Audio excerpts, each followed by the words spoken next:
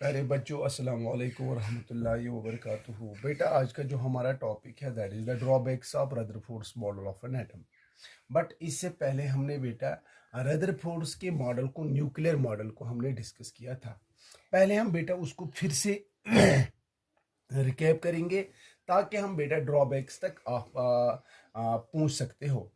जहां तक बेटा रदरफोर्ड्स मॉडल का जो एटम का जो मॉडल उसने दिया था, उसने पहले एक एक्सपेरिमेंट किया था। उस एक्सपेरिमेंट को हम अल्फा स्कैटरिंग एक्सपेरिमेंट कहते हैं।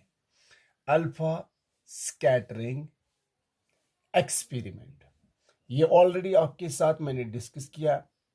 इस अल्फा स्कैटरिंग एक्सपेरिमेंट में उसने एक्सपेरिमेंटल वर्क करके इसको अनएक्सपेक्टेड रिजल्ट आ गया।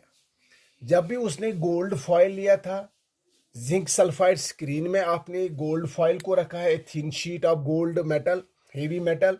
उसके बाद उसने हेवी मेटल यानी डबली चार्जड पार्टिकल से, इन अल्फा पार्टिकल से इस गोल्ड फॉयल पे उसने बम्बार्डमेंट किया।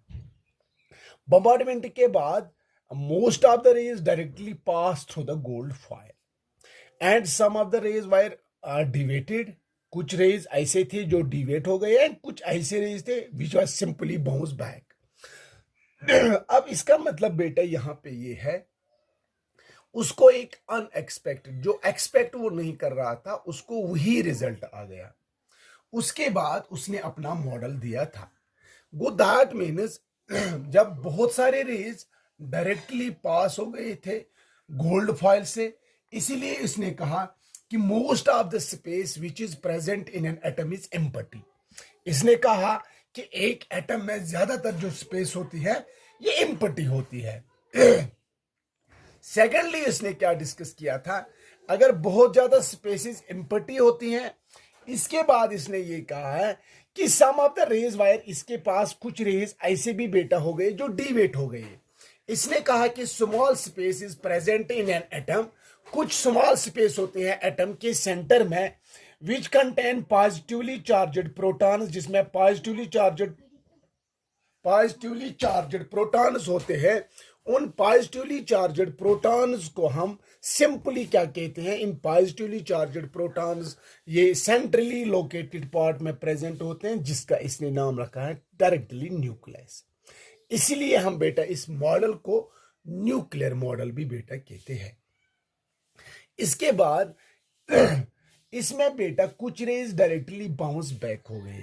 तो इसने अपने मॉडल में तीसरा पॉइंट यह भी कहा है कि एटम के बाद जो इलेक्ट्रॉन्स, नेगेटिवली चार्जड पार्टिकल्स होते हैं, they always revolving around the nucleus in their orbits. वो अपने अपने ऑर्बिट्स में रिवॉल्व करके अब जाके इस तरीके से इसने एक मॉडल दिया था, जब उसने पहले एक अल्फा स्कैटरिंग एक्सपेरिमेंट किया।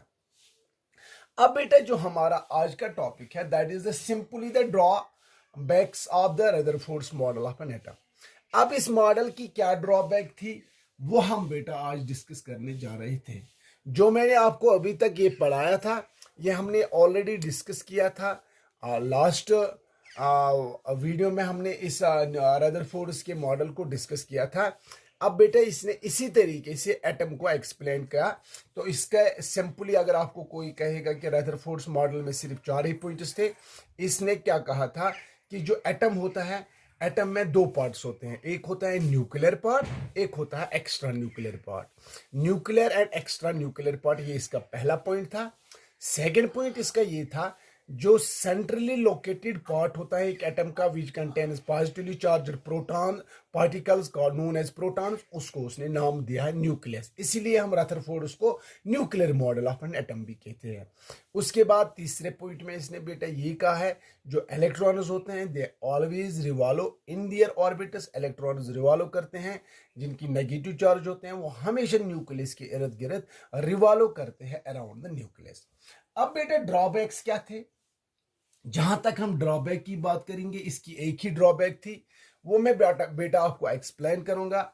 उसके साथ साथ हम इस वीडियो को बेटा एंड करेंगे। जहां तक बेटा ड्रॉबैक्स का ताल्लुक है, तो इस he could not explain the stability of an atom. वो पहले आप देखोगे ही कुड नॉट, यानी रदरफोर्ड जो था बेटा रदरफोर्ड जो था, ही कुड नॉट, यानी रदरफोर्ड कुड नॉट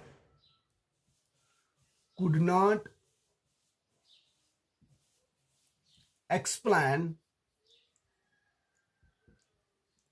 स्टेबिलिटी, कि एक एटम कैसे स्टेबल होता है, वो that is why Rutherford could not explain the stability of an atom. इसने एक एटम की स्टेबिलिटी को एक्सप्लेन नहीं किया। अब बेटा क्या इसके पास क्या ड्रॉबैक थी, कि सिंपली आप कहोगे कि इसने एटम की स्टेबिलिटी को एक्सप्लेन नहीं किया। कैसे? अब यहां पे आप देखोगे, दिस इज बिकॉज, ये ऐसे ही बेटा है, this is because of Rutherford's model an atom consist of a small very positively charged nucleus in the centre. इसने क्या कहा है कि एटम के पास एक स्मॉल पॉजिटिवली चार्ज्ड पार्ट होता है जिसका इसने नाम रखा है nucleus, which contain positively charged particles known as protons. इस जो इसकी स्टेबिलिटी थी, इसने एटम की स्टेबिलिटी को एक्सप्लेन नहीं किया। वही मैं आपको बेटा बताऊंगा कि this is because of that, कि इसने कहा कि जो एटम का सेंट्रली लोकेटेड पार्ट है, which we simply known as a nucleus, which contains positively charged particles, जिनको हम प्रोटॉन्स कहते हैं, उसको हम उस न्यूक्लियर पार्ट को इसने कहा है ये सेंटर में बेटा इस एटम के पास प्रेजेंट होते हैं। और इसके साथ साथ इसने कहा है जो इलेक्ट्रॉन्स होते हैं ये अपने अपने ऑर्बिट्स में न्यूक्लियस के इर्द गिर्द राउंड करते हैं। अब जो पार्टिकल्स है वो पॉजिटिवली चार्ज्ड पार्टिकल्स न्यूक्लियस में होते हैं, और जो इलेक्ट्रॉन्स है जिनकी नेगेटिव चार्ज होती हैं ये अपने अपने ऑर्बिट्स में न्यूक्लियस के इर्द गिर्द रिवॉल्व करते हैं। However, when a charged particle like electron is revolving around the central force like that of nucleus, अब जब बेटा एक इलेक्ट्रॉन रिवॉल्व करता है न्यूक्लियस के इर्द गिर्द अपने ऑर्बिट में, इसने कहा है कि एक फोर्स होगा, सेंट्रीपिटल फोर्स होगा, जिस सेंट्रल सीकिंग फोर्स होगा, जिससे ये इलेक्ट्रॉन हमेशा अपने ऑर्बिट में रिवॉल्व किया करता है न्यूक्लियस के इर्द गिर्द। अब आपको बेटा पता है यहां पे जो न्यूक्लियस में पॉजिटिवली चार्ज्ड पार्टिकल्स होते हैं जिनको प्रोटॉन्स कहते हैं, और इलेक्ट्रॉन्स हमेशा रिवॉल्व करते हैं न्यूक्लियस के इर्द गिर्द। वो इसका मतलब बेटा ये है जो ये इलेक्ट्रॉन रिवॉल्व करता है अपने ऑर्बिट में, ये एक फोर्स के जरिए, that is called centripetal force, central seeking force है जो न्यूक्लियस पाई, क्योंकि इसकी नेगेटिव चार्ज है इसकी पॉजिटिव चार्ज है, इनके दरमियान इस न्यूक्लियस के जरिए एक फोर्स होता है इस इलेक्ट्रॉन पे, जिसकी वजह से एक सर्कुलर ऑर्बिट में ये हमेशा न्यूक्लियस के इर्द गिर्द रिवॉल्व किया करता है। अब बेटा revolving around the nucleus, nucleus के when this electron revolves around the nucleus, जब यही इलेक्ट्रॉन रिवॉल्व करता है न्यूक्लियस के इर्द गिर्द, वन ऐसे टाइम विल, यानी दिस इलेक्ट्रॉन रेडिएट्स एनर्जी। इसने कहा है कि अगर बेटा इलेक्ट्रॉन रिवॉल्व करता है न्यूक्लियस के इर्द गिर्द में न्यूक्लियस के फोर्स की वजह से, एक सेंट्रीपिटल फोर्स की वजह से, पर जब ये इलेक्ट्रॉन रिवॉल्व करता है एक टाइम आ जाएगा this electron will radiate it's energy, अपनी इलेक्ट्रिकल जो इसके पास एनर्जी होगी ये लॉस हो जाएगी in the form of radiation. अब बेटा जो इलेक्ट्रॉन रेडिएट, जब इलेक्ट्रॉन रिवॉल्व करता है तो डेफिनेटली आपको पता है इलेक्ट्रॉन जब भी बेटा अपनी ऑर्बिट में रिवॉल्व करता है ये एक्सेलरेट हो जाएगा, क्योंकि हर जगह पे इसकी पोजीशन चेंज होती है। जब ये एक्सेलरेट हो जाएगा आफ्टर दैट, अब after acceleration it can radiate it's energy, ये हमेशा अपनी एनर्जी को भी बेटा रेडिएट कर सकता है, लॉस किया कर सकता है।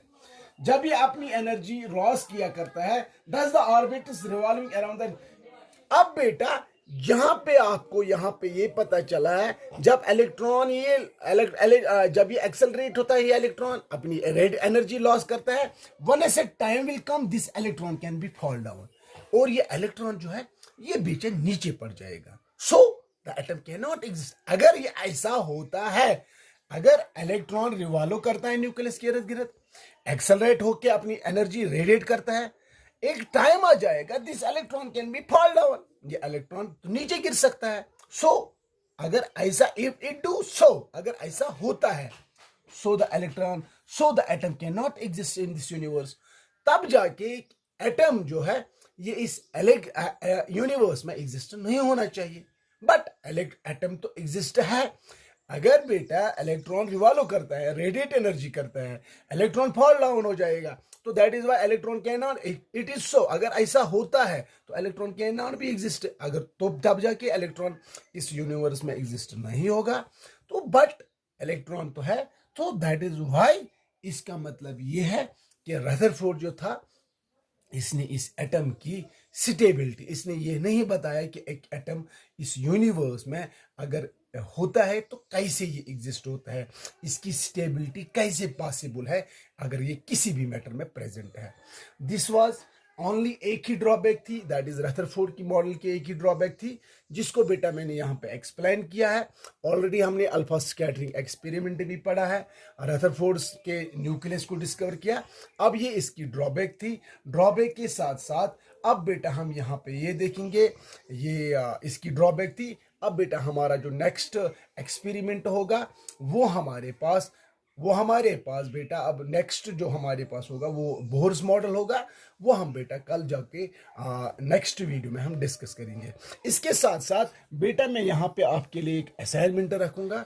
आप बेटा मुझे बहुत सारे इलेक्ट्रॉन एटम्स जो होते हैं, जैसे हमारे पास हाइड्रोजन एलिमेंट है, हीलियम है, लिथियम है, बेरिलियम है, बोरॉन है, हर एक एटम का आप बेटा एक स्केच बना के कि इलेक्ट्रॉन्स कैसे डिफरेंट शेल्स में, उसका न्यूक्लियर पार्ट दिखाओगे। उसके बाद आपके एक्स्ट्रा न्यूक्लियर पार्ट जो होता है उसमें डिफरेंट शेल्स में आप डिफरेंट कलर से अपनी इलेक्ट्रॉन्स को, हर एक एलिमेंट, यानी आप एटलीस्ट फर्स्ट 20 एलिमेंट्स के आप स्केच बना के, ऑलरेडी आपकी बुक में भी है बेटा, उसको एक ड्राइंग शीट पे बना के अब मेरे व्हाट्सएप नंबर पे आप बेटा सेंड करोगे। Dear students, this was all about for the today's topic. Thank you, have a nice day.